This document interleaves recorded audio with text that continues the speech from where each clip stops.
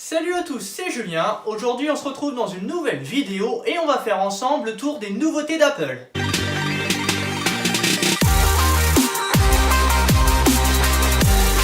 Aujourd'hui, ce 30 octobre 2018, c'est Keynote d'Apple. Donc aujourd'hui, Apple a annoncé deux nouveaux produits. Donc en gros, c'est trois produits qui ont été annoncés. Nous, on va résumer un petit peu les principales annonces, les caractéristiques des produits. Donc ces trois produits sont un nouveau MacBook Air, un nouveau Mac Mini et un nouvel iPad Pro USB-C. On va commencer par le nouvel iPad Pro USB-C. Donc il a un nouveau design qui est un petit peu au carré comme on avait sur les iPhone 4, 5 également. Donc les bords qui sont carrés, donc très peu de bordure et on n'a plus de bouton haut. Donc on retrouve vraiment le design d'un iPhone 10, 10S, 10R. On a du coup c'est un écran 11 pouces, donc avant quand c'était du 10,5 pouces et on a toujours l'écran 12,9 pouces sur l'autre modèle.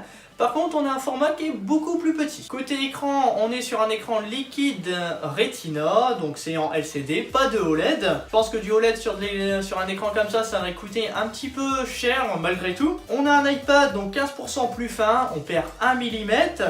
Et il est 25% plus léger. On a Face ID sur cet iPad, donc comme on a sur les iPhone 10. Possibilité donc d'utiliser l'iPad dans n'importe quel sens pour le déverrouiller, ça ne pose aucun souci. On a dedans, c'est le processeur A12X Bionic, donc Bionic pour la puce Touch ID.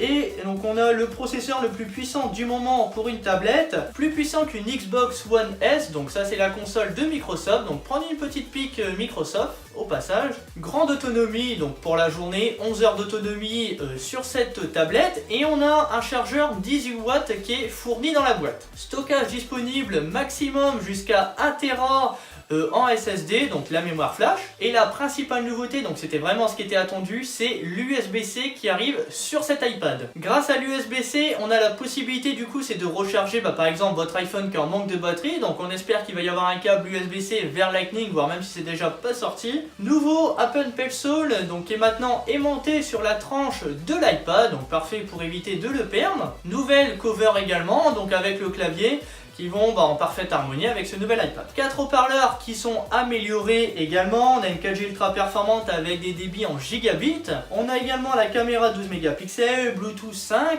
On a une carte eSIM donc pour les versions cellulaires comme sur l'iPhone 10S, donc pour avoir deux cartes SIM dedans. Et on a le 4K 60 fps. Petit détail qui n'a pas été précisé, l'abandon de la prise jack, donc on espère qu'on va voir éventuellement, c'est un adaptateur dans la boîte USB-C vers une entrée jack femelle pour mettre des écouteurs, ou alors sinon il faudra totalement passer à des écouteurs sans fil Bluetooth. Au niveau des capacités, donc sur ces deux iPads, on aura 64, 256, 512 et 1 Tera. On va avoir un prix à partir de 899 €, donc sur cet iPad, donc en 11 pouces. Et pour le modèle 12,9 pouces, on est à partir de 1119 €. Deux couleurs, argent et gris, précommande aujourd'hui et disponible à la vente pour tout le monde le 7 novembre. L'ancien iPad Pro, lui, reste toujours au catalogue. Autre nouveauté maintenant sur la gamme ordinateur d'Apple, on a le MacBook Air donc, qui est restylé. On a un écran Retina de 13,3 pouces, donc toujours la même taille avec des contours en noir comme sur les actuels MacBook. On a enfin un Touch ID qui est intégré donc à ce MacBook Air. Par contre, on n'a pas de Touch Bar tactile. Puce T2 donc pour la sécurité de Touch ID, des données dans le Mac, FaceTime, etc. On a également donc c'est le clavier de 3e génération comme sur les actuels Mac, donc avec des touches qui sont différentes et on a un grand trackpad donc avec Force Touch aussi également. Deux ports USB-C dans cet ordinateur, un port jack et des haut-parleurs qui sont 25% plus puissants que les anciens du MacBook Air. Côté performance, on a un minimum donc de processeur Intel Core i5, on peut aller jusqu'à 16 Go de RAM et jusqu'à 1,5 Tera en SSD au niveau de la personnalisation, donc là c'est quand on va prendre le plus haut de gamme en MacBook Air. Batterie longue durée pour la journée, 13 heures d'autonomie. Au niveau de l'encombrement, il est 17% plus fin et plus petit, il fait 1,25 kg. Ce MacBook Air débute au catalogue donc avec 8 Go de RAM, processeur i5 cadencé 1,6 GHz turbo à 3.6, 128 Go de stockage à partir de 1349 €. Précommande à partir d'aujourd'hui, disponible le 7 novembre. Et on a trois couleurs sur ce MacBook Air, donc ça c'est une nouveauté. On a le argent qui était déjà là, on a le gold et le gris sidéral qui vient s'ajouter à la gamme. Et le dernier produit annoncé par Apple, donc c'est le Mac Mini. On est toujours dans le même format, il change de couleur et on passe sur un gris sidéral. Processeur 8 cœurs et 6 cœurs, donc 5% plus performant, possibilité de personnaliser avec un i7. Possibilité pareil de rajouter donc 64 Go de RAM et de monter jusqu'à 2 Tera en SSD. On retrouve la sécurité T2 comme dans le MacBook Air.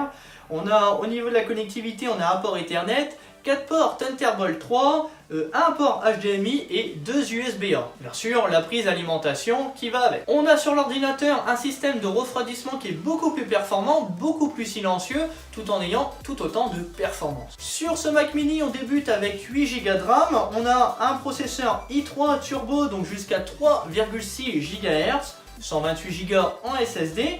Et on débute à partir de 899 €. Précommande à partir d'aujourd'hui et disponible pour tout le monde le 7 novembre. Apple n'a pas annoncé donc de nouveaux AirPods, donc ça aurait été bien d'avoir les AirPods 2 comme on a vu lors de l'annonce d'Apple avec les nouveaux iPhone 10s. Mais également pas de nouveauté sur le AirPower, donc le support de recharge sans fil qui permettait de recharger par exemple son Apple Watch, les écouteurs AirPods et éventuellement aussi le téléphone. Après, ce qui est drôle également sur Apple, c'est qu'au début donc ils ont annoncé le MacBook Air et du coup après en sortant l'iPad Pro ils ont démonté le MacBook Air en disant que l'iPad Pro c'était le modèle le plus performant, au final bien plus performant qu'un ordinateur. Donc c'est un petit peu bizarre d'Apple.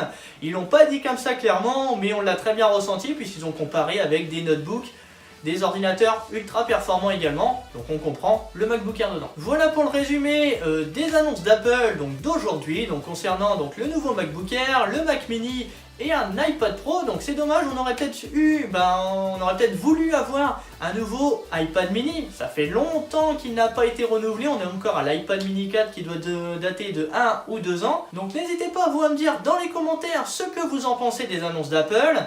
N'hésitez pas à me dire tout ça, à me rejoindre sur les réseaux sociaux, à partager la vidéo, à mettre un like comme d'habitude. Et moi je vous dis à bientôt, salut!